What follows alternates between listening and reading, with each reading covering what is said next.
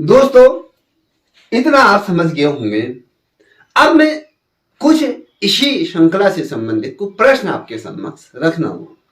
देखिए, भारतीय संविधान के संवैधानिक विकास से संबंधित क्या क्वेश्चन आपके एग्जाम में पूछे जाते हैं, उस पर अब हम चर्चा करते हैं। ठीक है, कभी क्वेश्चन बनता है कि जो भारतीय संविधान के ऐतिहासिक विकास का जो काल कब से ये प्रारंभ माना जाता है, ये आपको बताना।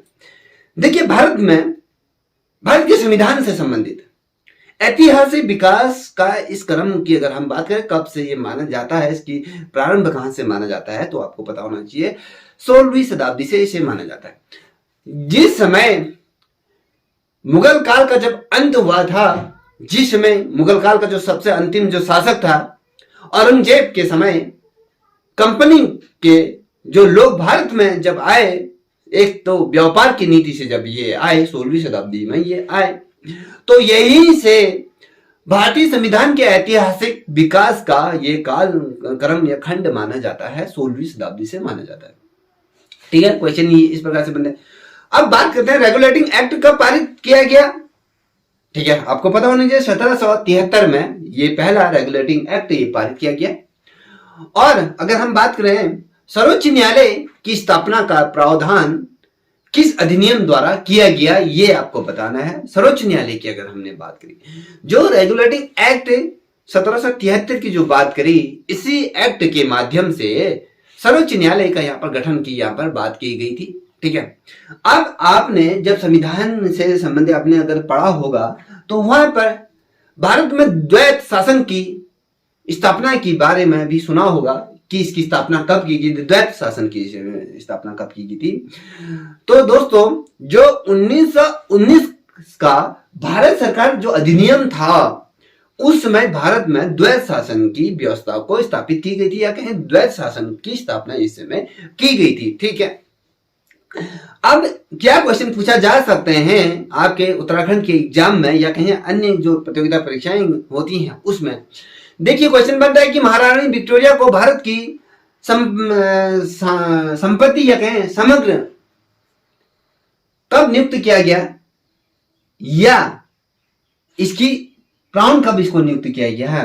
यह क्वेश्चन क्या बनता है, इसकी सामग्री कब नियुक्त किया गया, तो क्वेश्चन बनता है तो 1858 में जो महारानी विक्टोरिया है उसको भारत की समग्र तौर पर महारानी या कहें उसका क्राउन, उसका शासन के तौर पर यहाँ पर इसको नियुक्त किया गया था। ठीक, अब अगर हम बात करें दोस्तों, जो क्वेश्चन जो पूछा जा सकता है, यदि नोट करोगे तो आपके भले के लिए, नहीं करोगे तो मेरा कुछ नहीं जाने वाला। ठीक है, सब्सक्राइब करो, लाइक करो, जो भी करो, उससे मुझे कोई फर्क नहीं है, मगर आपका बौद्धिक ज्ञान तो सर्वोच्च होना चाहिए। कहीं पेपर में बैठते हो तो उस पेपर में आपका सर्वोच्च स्थान होना चाहिए। सभी लोग पेपर देने गए, मैं भी गया, सिलेक्शन नहीं हुआ, तो ऐसा क्या पढ़ना दोस्तों, मत पढ़िए। इसके लिए तो पढ़ते हो तो मन लगा के पढ़िए, देखते हो तो मन लगा के देखिए, जो आपके एग्जाम के लिए हेल्पफुल रहेगा। देखिए, 1909 में भारत शासन अधिनियम को क्या कहा गया था, कभी क्वेश्चन बनेगा, बनता ही है, बनेगा क्या, बनेता है। ठीक, 1909 के जो भारत शासन अधिनियम को क्या कहा गया है, क्वेश्चन है। इसको माल्टे मिंटो सुधार इसको कहा गया है। ठीक, ये बहुत ज्यादा महत्वपूर्ण है, इसे देख लीजिएगा। अब बात करते हैं कि कोलकाता में जो सुप्रीम कोर्ट की स्थापना किस एक्ट के तहत यह हुई थी, तो दोस्तों मैंने इससे पूर्व भी बता दिया था, यह क्वेश्चन दोबारा रिपीट किस प्रकार से हुआ देख लीजिए। जो रेगुलेटिंग एक्ट था 1773 के रेगुलेटिंग एक्ट में क्या हुआ था, कोलकाता में सुप्रीम कोर्ट की यहाँ पर क्या गई थी, स्थापना यहाँ पर कर दी गई थी। अब पूछा जाएगा कि पीस्ट इंडिया एक्ट कब पारित हुआ। आप पीस्ट इंडिया एक्ट की बात कर रहे हैं, तो 1784 को इस एक्ट को क्या किया गया, पारित किया गया। और कभी क्वेश्चन क्या बनेगा दोस्तों कि भैया किस एक्ट के द्वारा कंपनी के व्यापारिक अधिकार पूर्ण रूप से समाप्त कर दिए गए।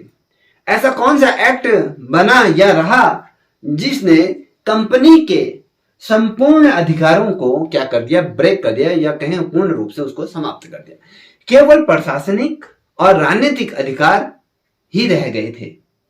क्यों ऐसा हुआ? क्योंकि अगर आप पढ़ोगे तो कंपनी के अंदर जिस प्रकार का भ्रष्टाचार व्याप्त हो गया था, अपना और अपने सगे संबंधी वाली जो बात आ गई थी, जो भ्रष्टाचार जो व्याप्त हो रहा था, उसको मद्देनजर रखते हुए यह डिसीजन लिया गया, कंपनी का जो संपूर्ण अधिकार था उसको, व्यापारी अधिकार को समाप्त कर दिया गया। यहाँ पर केवल राजनीतिक और जो प्रशासनिक ही ये अधिकार यहाँ पर रह गए थे।